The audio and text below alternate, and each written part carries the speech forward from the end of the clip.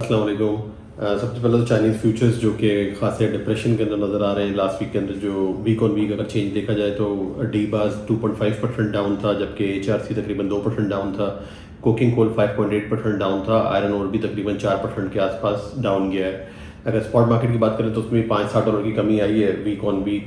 जो पाकिस्तान ऑफर्स आ रही हैं वो अराउंड 530 के लगभग आना शुरू हो गई हैं बेस ग्रेड्स की, HRC की, जबकि वियतनाम के अंदर भी प्राइसेस इस तरीके से गिरी हैं। नॉन वैट कार्गोज अभी इस वक्त ना होने जैसे ही ऑफर हो रहे हैं। कोई ऐसा डिटर्मिन नहीं कर सकता है कि आप नॉन वैट है या फिर किस किस्म की है, बट ये कि सख्ती अभी भी जारी है वहाँ पर कस्टम अथॉरिटीज़ की चाइना के अंदर। तो होपफुली वो क्वांटिटीज़ रिड्यूस ज़रूर हो जाएंगी जो नॉन वैट वाली हैं। बट मेजर जो रीज़न है अभी इस वक्त मार्केट के नीचे जाने का वो ये है कि इंफ्रास्ट्रक्चर प्रोजेक्ट्स नहीं आ रहे चाइना के अंदर। नया किसी किस्म का भी स्टिमुलस पैकेज कोई नहीं आ रहा है। पहले तो हर 15-20 दिन के बाद कोई ना कोई हम खबर सुनते थे कि अब गवर्नमेंट इंटरवीन करेगी और चीज़ें बेहतर होंगी, बट आहिस्ता आहिस्ता वो जो उम्मीद है वो जाती जा रही है। चाइनीज़ गवर्नमेंट के पास भी खुद से ऐसे रिसोर्सेज नहीं है कि वो फर्दर इसको मोबिलाइज कर सके। जितनी इंजेक्ट कर सकते थे उन्होंने इंजेक्ट किया, बट उसके बावजूद कोई ख़ास उसके अंदर बेहतरी नज़र नहीं आई। जो उनकी इंडस्ट्रियल प्रोडक्शंस हैं, जो मशीनरी के ऑर्डर्स हैं, उनके अंदर इम्प्रूवमेंट है, बट कंस्ट्रक्शन और इंफ्रास्ट्रक्चर के अंदर अभी भी किसी किस्म की कोई इम्प्रूवमेंट नज़र नहीं आ रही। लोकल रीबार्स जो चाइना की है वो एक बहुत अजीब सी सिचुएशन के अंदर है। 7 ईयर्स का लोवेस्ट प्राइस इस वक्त जो है वो उसका है। आप समझें कि 2016-17 के बाद से ये प्राइसेस देखने में नहीं आए जो अभी रीबार के प्राइसेस हैं। उसी की वजह से स्क्रैप पे भी प्रेशर आ रहा है डोमेस्टिक चाइना के अंदर, और आयरन और कोकिंग कोल जिसको भी देखें वो डाउन ही है। अगर हम स्पॉट मार्केट की बात करें उसकी, तो तकरीबन आयरन और अभी इस वक्त 104 के आसपास मूव कर रहा है, जो कि $3.5 नीचे गया है वीक ऑन वीक। अगर कोकिंग कोल की बात करें तो वो 235 पे मूव कर रहा है क्योंकि सप्लाई बढ़ चुकी है उसकी, वो $25 नीचे गया है वीक ऑन वीक। तो ओवरऑल जो सेंटिमेंट्स है रॉ मटेरियल्स के, फिनिश के, वो कोई प्रॉमिसिंग नहीं है चाइना के अंदर। और ये बड़ी कंसर्निंग चीज़ है कि अगर बाकी दुनिया अभी तक उस तरीके से अडॉप्ट नहीं कर पा रही चीज़ों को या प्राइसेस नीचे नहीं है, तो इतनी तेज़ी नज़र नहीं आ रही कहीं पर भी कि तेज़ी आ सकेगी। कोई ऐसा मेजर रीज़न नहीं है। ऑल्दो ये कि आगे सीज़न आने वाला है, अभी सितंबर के अंदर, अक्टूबर के अंदर रीस्टॉकिंग होती है, दुनिया भर के अंदर ही होती है। अभी यूरोप की हॉलीडेज़ खत्म होंगी तो वहाँ से भी थोड़ा सा प्रेशर आएगा। मिल्स ऑलरेडी अभी बाइंग करना शुरू हो गई स्क्रैप महंगे दामों। तो देखते हैं कि मार्केट यहाँ पर बॉटम होती है या नहीं होती, but China is not doing so well. अगर वियतनाम की बात करें तो वियतनाम के अंदर भी स्क्रैप प्राइसेस स्टेबल हैं, ऑफर्स बढ़ना शुरू हो गई हैं, बट कस्टमर्स ने आगे बढ़ के उनको एक्सेप्ट नहीं किया, अडॉप्ट नहीं किया अभी। और जो प्राइसेस मेनली बढ़ने का रीज़न है, एक तो ये कि वहाँ पे फ्रेट्स के इश्यूज हैं पूरे साउथ ईस्ट के अंदर। दूसरा जो टर्किश प्राइसेस हैं वो भी स्टेबल हैं। तो प्राइसेस तो बढ़ रहे हैं बट एक्सेप्टेंस नहीं आ रही, तो वहाँ पर काफ़ी स्लो मार्केट है वियतनाम के अंदर। ताइवान के अंदर भी सिचुएशन ऐसी ही है। तकरीबन 6 हफ्ते से हम देख रहे हैं कि मार्केट वहाँ पे स्टेबल है, किसी किस्म की प्राइस की मूवमेंट नहीं है। स्लो मार्केट है, सेल्स नहीं हो रही बट प्राइसेस भी नीचे नहीं आ रही। तो ये मेजरली जो रीजंस इसके हैं वो स्लो इकोनॉमिक एक्टिविटी ही है, जो कि हर कंट्री को, हर रीजन को हिट कर रही है अभी तक। On the other hand slabs की डिमांड भी बढ़ती नज़र आ रही है HRC की रोलिंग के लिए। कुछ जो रशियन स्लैब्स हैं वो भी ऑफर हो रहे हैं मार्केट के अंदर। ब्राज़ील के स्लैब्स ऑफर हो रहे हैं, तो उसके अंदर तकरीबन $15-20 का इजाफा हुआ है वीक ऑन वीक अगर उसको देखा जाए। बाकी जो वियतनाम के अंदर अगर आप प्रोडक्शन की बात करें तो प्रोडक्शन बढ़ रही है, उनकी स्क्रैप की डिमांड नहीं बढ़ रही, बट प्रोडक्शन 10% इस पहले जो 6 महीने इस साल के उसके अंदर as compare to last year 10% production जो है वो इंक्रीज़ हुई है। तो ओवर सप्लाई हर जगह पे फील हो रही है, उसकी एप्लीकेशन उस तरीके से नहीं है। टर्की की बात की जाए तो वहाँ पे मार्केट्स मोर और लेस काफ़ी ज़्यादा स्टेबल है। वीक ऑन वीक बात करूँ प्राइसेस की तो $1-2 की कमी ही आई है। 385 के लगभग यूरोप का HMS अभी ट्रेड हो रहा है, और 389.90 के ऊपर अभी इस वक्त USA का HMS ट्रेड हो रहा है, जो कि मोर और लेस स्टेबल है। बाइंग चल रही है। पिछले हफ्ते भी कुछ कार्गोज बुक हुए हैं, अगले हफ्ते के लिए भी उनकी प्लानिंग जारी है, क्योंकि अभी अब अगस्त एंड की, सितंबर की बुकिंग भी, लोडिंग जो है वो बुकिंग होना शुरू हो गई है उसकी, और टर्की को भी बुकिंग करनी पड़ेगी उसी हिसाब से। टर्की के पास भी रीबार के एक्सपोर्ट्स के ऑर्डर्स इतने अच्छे नहीं है, डोमेस्टिक डिमांड फिर भी बेहतर है कंपैरेटिवली, तो उसी के सहारे अभी जो है वो चल रहे हैं। और बिलेट्स की बात करें तो उसकी भी सेल्स अभी रिसेंटली कुछ बड़ी मिल्स ने की है, और $540 एक्स वर्क्स का प्राइस आ रहा है बिलेट्स का।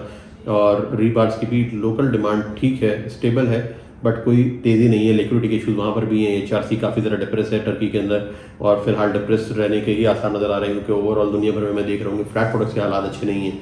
चाहे वो US हो, टर्की हो, इंडिया हो, जापान, कोरिया, चाइना, हर जगह पर फ्लैट के प्रोडक्ट्स के जो हालात हैं वो काफ़ी ज़्यादा अभी तक स्लो नज़र आ रहे हैं। डिमांड नहीं निकल पा रही है। अब बात करते हैं रशिया की और ईरान की। ईरान का भी प्राइस स्टेबल है। बिलेट्स $475 FOB के आसपास मूव कर रहा है। अगर रशिया की बात करें तो 500 से 510 के करीब मूव कर रहा है।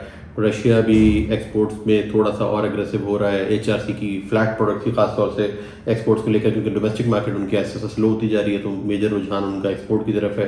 टर्की को सबसे पहले हिट करते हैं रशियन सेक्टर जो है, टर्की के अंदर ऑफर्स आ रही हैं HRC की भी और बाकी CRC की भी, तो वो बेसिकली टर्की की अगर प्राइसेस वहाँ पर मैच कर जाती हैं तो उनकी डोमेस्टिक मार्केट भी इम्पैक्ट होगी उससे।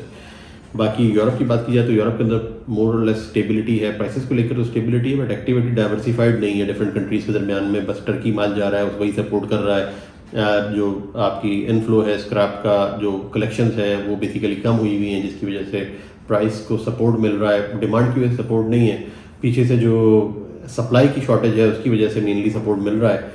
टर्की कुछ ना कुछ बाइंग करता है तो वो सपोर्ट कर देता है। कंटेनर मार्केट का इतनी अच्छी मार्केट नहीं है यूरोप से। अगर लॉन्ग स्टील की बात करें, फ्लैट और लॉन्ग की दोनों की दोनों ही स्लो हैं। अगर कॉइल्स की बात करें तो ऑस्ट्रेलिया से कुछ यूरोप के अंदर कॉइल्स बुक हुए हैं, बट टर्की से कोई बुकिंग नहीं हुई है, या एशियन कंट्री से किसी किस्म की बुकिंग नहीं हुई है। ऑल्दो इंडिया के भी कोटाज अभी मौजूद है यूरोप के अंदर बुकिंग करने के लिए, बट वो भी अभी यूटिलाइज नहीं हुआ है क्योंकि प्राइसेस फिजिबल नहीं है। जहाँ से जो लोवेस्ट प्राइस मिल रही है वहीं से वो बुकिंग कर रहे हैं, और अब देखते हैं कि डोमेस्टिक मिल्स के उनकी क्या सूरत हाल रहती है। बट पोलैंड की अगर बात करें तो वहाँ पे भी रीबार के ऊपर प्रेशर है, इटली के अंदर भी प्रेशर है, लॉन्ग प्रोडक्ट्स के हालात भी इतने अच्छे नहीं हैं। तो बट बड़ी मुश्किल से मार्केट चल रही है, और ये पिछले 2 महीने से मेरे ख्याल है कि मैं यही अपडेट्स दे रहा हूँ कि मार्केट बड़ी मुश्किल से चल रही है, यानी कि हर जगह में बड़ी डिफिकल्टी है। अगर यूके की बात की जाए, ब्रिटिश सेक्टर की, तो वहाँ से भी स्क्रैप की जो एक्सपोर्ट्स हैं वो लिमिटेड है, मेनली टर्की जा रहा है। कुछ डोमेस्टिक मिल्स यूरोप के अंदर तो खरीद रही हैं, प्राइसेस बढ़ाए भी उन्होंने, तो वहाँ से एक जो है वो पॉजिटिव चीज़ नज़र आ रही है कि वो स्क्रैप महंगे दामों खरीद रहे हैं। दूसरा, डॉक्स के ऊपर महंगे दामों जा रहा है टर्की को। ये 2 चीज़ें, और तीसरा ये कि फ्रेट जो ऑन टॉप ज़्यादा हो गया, एक वो चीज़ इम्पैक्ट कर रही है। बेनेलुक्स रीजन के अंदर अगर बात की जाए तो प्राइसेस स्टेबल हैं, एक्टिविटी टर्की के लिए ही है मेनली, और वहीं पे ही माल जा रहे हैं मेनली, और स्टेबिलिटी है उधर। बट फिर वही है कि एग्रेशन नहीं है उसके अंदर, और बहुत स्लो है डिमांड। किसी टाइम पे भी मार्केट्स जो है वो मूव कर सकती हैं किसी और डायरेक्शन के अंदर। यूएस की बात करें तो अगस्त के अंदर प्राइसेस ऐसा लगता है कि शायद थोड़ा सा अपवर्ड मूवमेंट होगी, क्योंकि स्क्रैप का इन्फ्लो इतना नहीं हो रहा है, और डोमेस्टिक मिल्स भी जो है वो बेसिकली भी माल खरीदने के लिए आएंगी, मार्केट में रीस्टॉक करेंगी। But on the other hand अगर यूएस कॉइल्स की बात की जाए, फ्लैट प्रोडक्ट्स की मार्केट की, तो वो बड़ी डिप्रेशन में है।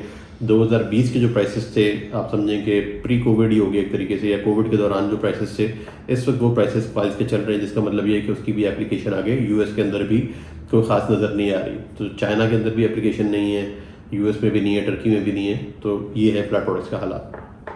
जो इनफ्लो है स्क्रैप्स का वो खासा कम नज़र आ रहा है यूएस यार्ड्स के अंदर, जिसकी वजह से ऐसा लगता है कि यार्ड्स फिर से डिक्टेटिंग पोजीशन में रहेंगे, और मिल्स को एक्सेप्ट करनी पड़ेंगी प्राइसेस। अगर उनको माल चाहिए तो इनके ऊपर कोई प्रेशर खास नज़र नहीं आ रहा, तो अगले महीने के अंदर हम एक्सपेक्ट कर सकते हैं कि प्राइसेस कुछ थोड़ी सी यूएस के अंदर भी बेहतर होंगी, ऊपर की तरफ जाएंगी।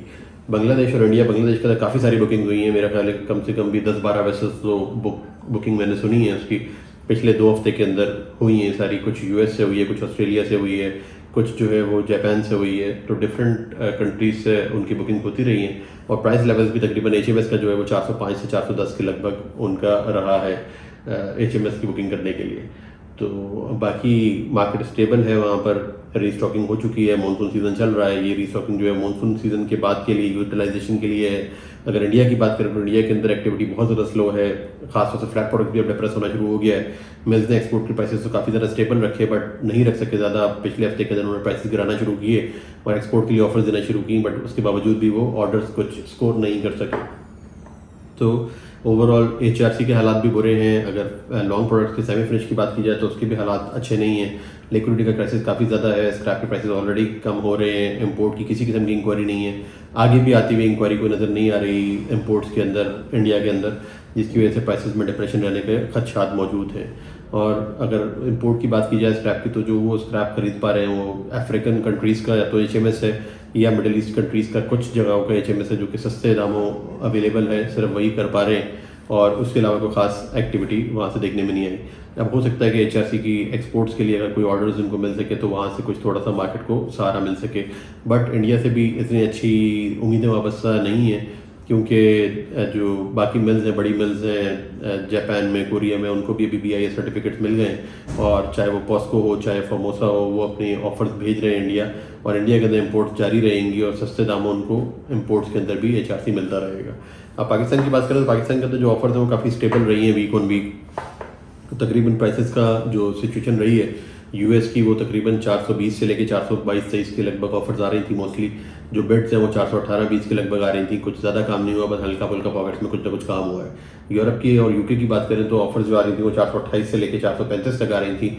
उसके अंदर भी कुछ काम 428, 29, 30 के ऊपर सुनने में आया है। बहुत ज़्यादा काम नहीं हो रहा है क्योंकि फिनिश प्रोडक्ट की मार्केट इतनी अच्छी नहीं है पाकिस्तान के अंदर। फ्लो माल का अच्छा नहीं है, लिक्विडिटी के प्रॉब्लम्स हैं जिसकी वजह से लोग ज़्यादा माल नहीं खरीद पा रहे हैं। बट पॉकेट्स के अंदर बाइंग अभी भी मौजूद है और होपफुली ये बाइंग होती रहेगी क्योंकि लोगों को माल अभी चाहिए होगा। इम्पोर्ट्स के अंदर फर्दर तेज़ी आने के खदशात हैं अभी कि अगस्त के अंदर जो है फर्दर लोगों को इम्पोर्ट करना पड़ेंगे माल। अगस्त से बुकिंग करेंगे तो वो बेसिकली सितंबर अक्टूबर के अंदर जाके माल आएंगे, तो प्लानिंग अभी इनको करनी पड़ेगी आगे मूविंग फॉरवर्ड। एचएमएस की अगर बात करें तो 408 से 10 की ऑफर्स आ रही थी मिडल ईस्ट की और कुछ बुकिंग्स सुनने में आई हैं।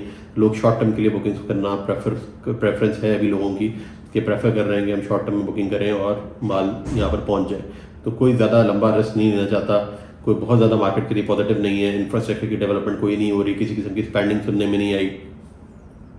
जो बेसिकली एप्लीकेशंस हैं वो क्रिएट नहीं हो पा रही है पाकिस्तान के जिसके अंदर, जिसकी वजह से ओवरऑल जो डिप्रेशन है मार्केट के अंदर वो मौजूद है अभी। बट अभी भी मेरी एक्सपेक्टेशन है कि होपफुली अगस्त के बाद सितंबर अक्टूबर के अंदर सीजनल डिमांड निकला करती है और काफ़ी खुल के बाइंग होती है। तो होपफुली उस सीज़न में जाकर अब तेज़ी आना शुरू होगी। थोड़ा सा मानसून सीज़न है जिसकी स्लो डाउन है, ये जैसे जैसे ख़त्म होंगी बारिशें और मौसम खुलेगा तो उस वक्त एक काम का सीज़न होगा बिफोर विंटर, तो होपफुली कस्टमर्स उसको यूटिलाइज कर सकेंगे। अभी तक के लिए ये अपडेट्स थी। Thank you very much.